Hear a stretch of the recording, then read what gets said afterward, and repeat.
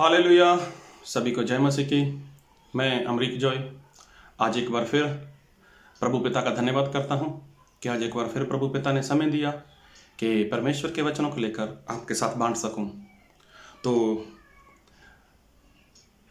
अगर अभी तक आप लोगों ने मेरे चैनल को सब्सक्राइब नहीं किया तो आप मेरे चैनल को सब्सक्राइब करें और जो बेल आइकॉन है उसको आप टच भी करें ताकि जब भी कोई नया वीडियो अपलोड करूं उसकी नोटिफिकेशन, उसकी जानकारी आपको तुरंत मिलने पाए।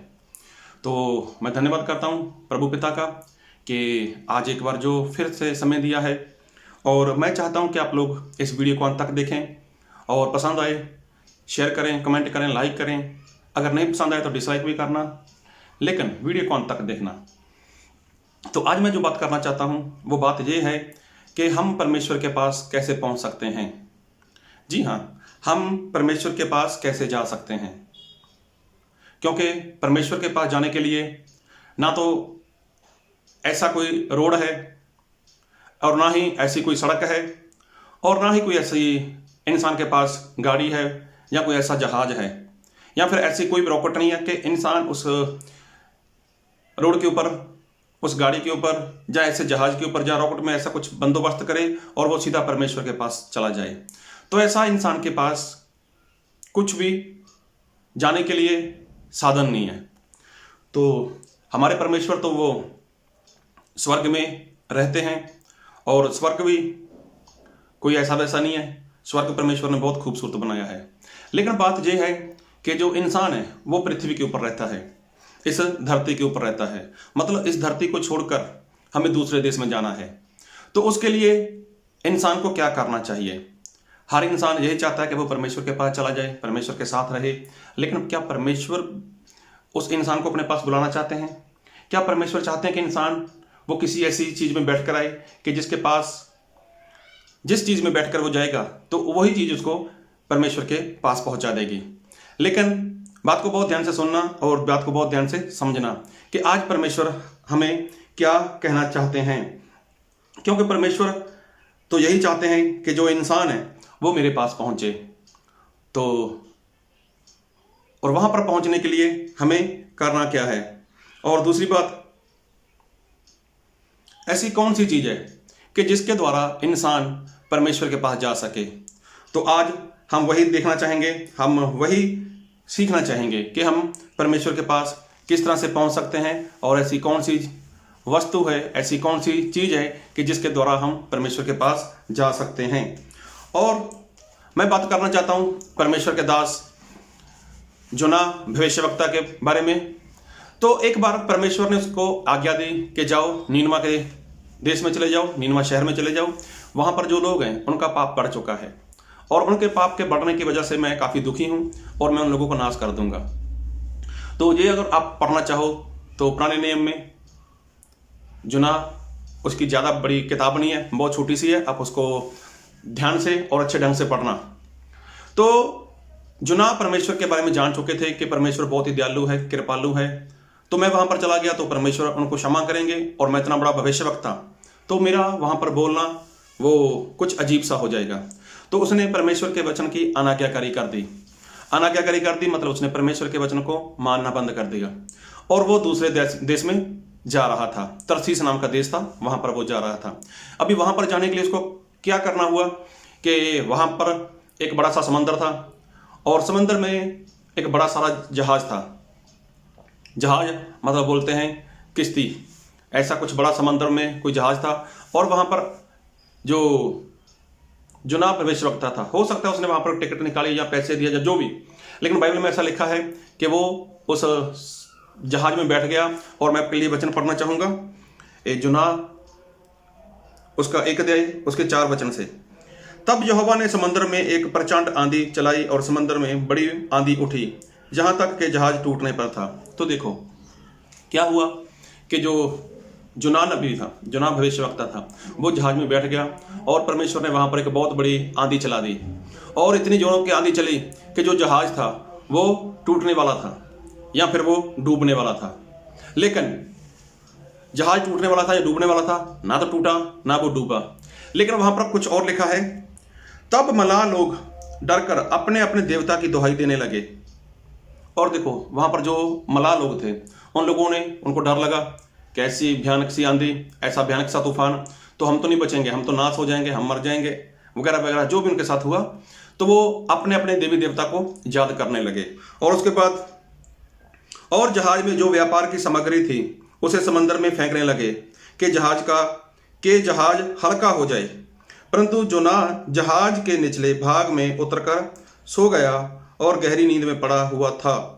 तो देखो, जो जोना भविष्यवक्ता था वो तो समंदर का में जो जहाज चल रहा था और जहाज के सबसे नीचे वाले हिस्से में जाकर वो सोया हुआ था।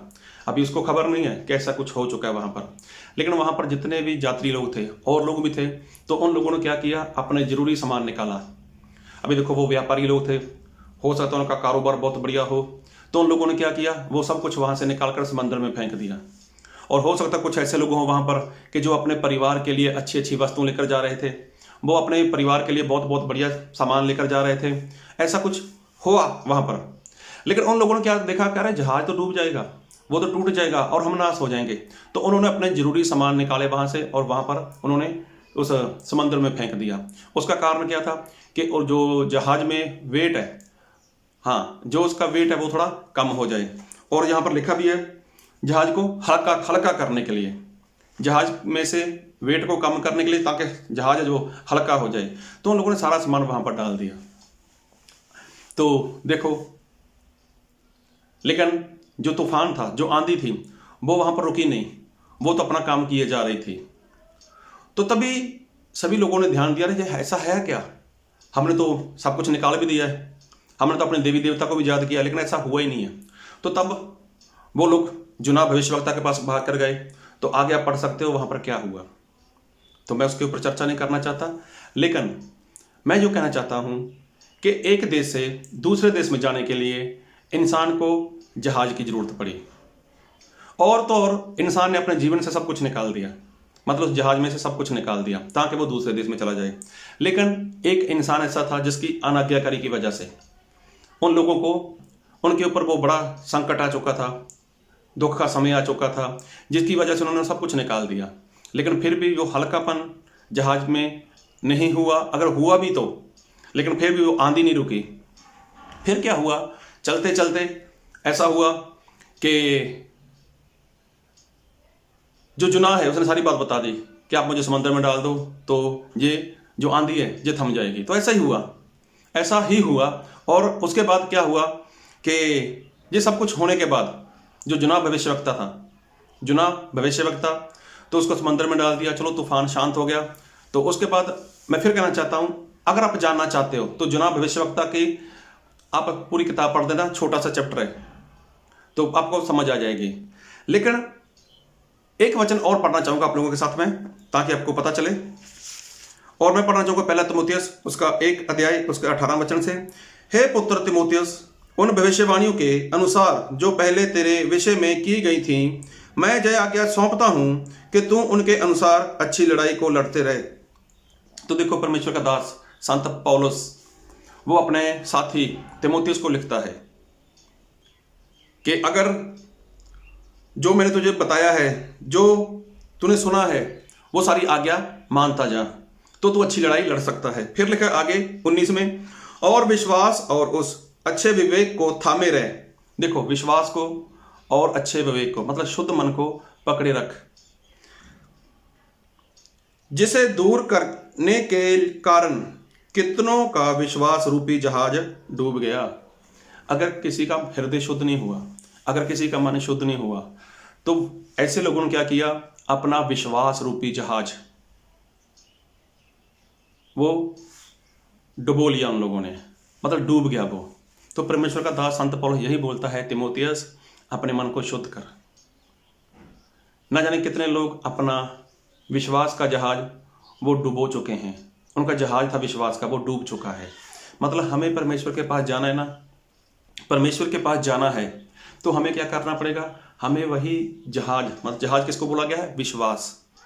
तो विश्वास है, जो विश्वास के जहाज में इंसान को बैठना होगा, विश्वास के जहाज में इंसान को बैठना है। और वो ही जहाज, वो ही विश्वास इंसान को इस संसार से निकाल कर परमेश्वर के राज्य में लेकर जाएगा। लेकिन वहां पर परमेश्वर का दास बोलता है कि वहां पर एक सिकंदर और हुमनेयास, ये दो लोग वहां पर थे जिन्होंने ऐसा किया कि वो अपने विश्वास का जहाज डूबता हुआ देख चुके हैं। और परमेश्वर ने ऐसा बोला है कि संसार की वस्तुओं के ऊपर मन मत लगाओ। अभी देखो, इंसान सफर तो करता है, विश्वास में तो आ गया, मसीह के ऊपर विश्वास करता है, हर संडे चर्च जाता है, आराधना करता है, अपने घर पे परमेश्वर के दास को बुलाता है, खाना खिलाता है, तो जो भी उसको आज्ञा लगती है वो आज्ञा को मानता भी है। लेकिन कई बार क्या होता है, जो इंसान का विश्वास है ना, वो विश्वास डगमगा जाता है। डगमगा जाता है तो वो क्या करता है, विश्वास में गिर जाता है। विश्वास में वो गिर गया तो समझो उसका जो विश्वास का जहाज है वो डूब जाता है। तो जब विश्वास का जहाज डूब गया इंसान का, तो कौन सा इंसान ऐसा है कि वो उस पार चला जाएगा? तो जुना तो जाना तो वही चाहता था, तरसीस की नाम की जगह पर, लेकिन अनाज्ञाकारी उसके जीवन में थी, परमेश्वर की आज्ञा को मानता नहीं था। तो क्या वो वहां पर पहुंच पाया? चाहे वो तरसीस में जाकर परमेश्वर का सुसमाचार बांटता भी, चाहे वहां पर वो लोगों को सुसमाचार सुनाता लोगों को, या लोगों के जीवन में वो प्रभु यीशु मसीह के नाम से चमत्कार करता भी, तो क्या कोई फायदा होने वाला था उसको? उसके जीवन में अनाज्ञाकारी थी। आज इंसान ने झूठ बोलना बंद कर दिया, मूर्ति पूजा करनी बंद कर दी, लड़ाई झगड़ा करना बंद कर दिया। लेकिन और भी बातें तो हो सकती है इंसान के जीवन में। वो लालच हो सकता है, वो निंदा हो सकती है, वो क्रोध हो सकता है, ईर्ष्या हो सकती है। ऐसी बहुत सारी बातें इंसान के जीवन में हो सकती हैं जिसकी वजह से इंसान वो अनाज्ञाकारी करता है और उसका जो विश्वास रूपी जहाज है वो डूब सकता है। जी हाँ, अगर आपको परमेश्वर के पास जाना है तो आपको विश्वास का जहाज में ही बैठना होगा। और बाइबल में लिखा है विश्वास तो अच्छा है जो इंसान करता है, लेकिन करनी के बिना, हाँ विश्वास करते हो, उसको करनी के बिना अगर इंसान विश्वास करता है तो वो उसको किसी बात का कोई फायदा नहीं है। तो इसका मतलब परमेश्वर यही चाहते हैं कि अगर विश्वास करते हो तो उसकी करनी करो, उसकी आज्ञाकारी करो। और देखो, जिस तरह से मूसा ने इजराइल प्रजा को मिस्र देश की गुलामी से बाहर निकाला, तो वहां पर ढेर सारे चिन्ह चमत्कार किए और ऐसा हुआ भी। लेकिन रास्ते में उन लोगों ने क्या किया? उन लोगों ने परमेश्वर के ऊपर विश्वास नहीं किया। जब उन लोगों ने परमेश्वर के ऊपर विश्वास नहीं किया, परमेश्वर ने क्या शपथ खाई, परमेश्वर ने कसम खा ली कि इनमें से एक भी जन वहां पर नहीं जाएगा। उसका कारण क्या था? उसका कारण यही था कि वो अपने विश्वास का जहाज डुबो चुके थे, डूब चुका था उनके विश्वास का जहाज। और मूसा ने भी तो यही गलती कर ली वहां पर, जब परमेश्वर ने बोला था कि उस मतलब पत्थर को, उस चट्टान को बोलना कि तुम क्या करो, हाँ उस चट्टान को बोलना कि पानी दो। लेकिन मूसा ने वहां पर गलती क्या कर दी? उसने लाठी ली और 2 बार उस चट्टान को मार दिया, उस पत्थर को मार दिया, लेकिन पानी तो वहां पर निकला ही। लेकिन परमेश्वर ने क्या बोला?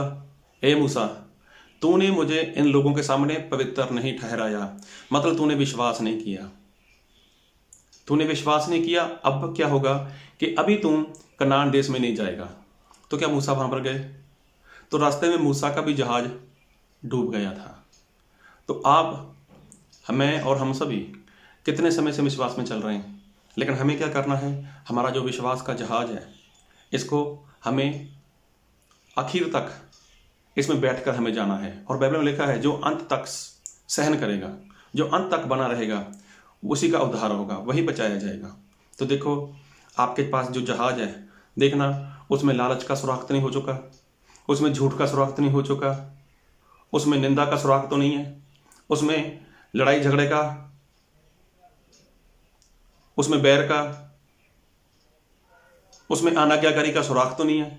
अगर ऐसा कोई सुराख है तो परमेश्वर के आगे विनती करो, परमेश्वर के आगे प्रार्थना करो कि वो सारे सुराख बंद हो जाएं। नहीं तो ऐसा होगा, उसी सुराख के जरिए आपके विश्वास के जो जहाज है उसमें पानी भरता चला जाएगा, पानी भरता चला जाएगा। जब वो पानी भरता चला गया तो उसके बाद क्या हो जाएगा? आपका विश्वास रूपी जहाज वो डूब जाएगा। और जिस मंजिल पे आप जाना चाहते हो, जिस जगह पर आप पहुंचना चाहते हो, तो वहां पर आप नहीं पहुंच सकते अगर अनाज्ञाकारी है। तो देखो, जोना भविष्यवक्ता ने अनाज्ञाकारी की थी, चाहे वो आराम से सो रहा है, लेकिन क्या वो वहां पर पहुंच सकता?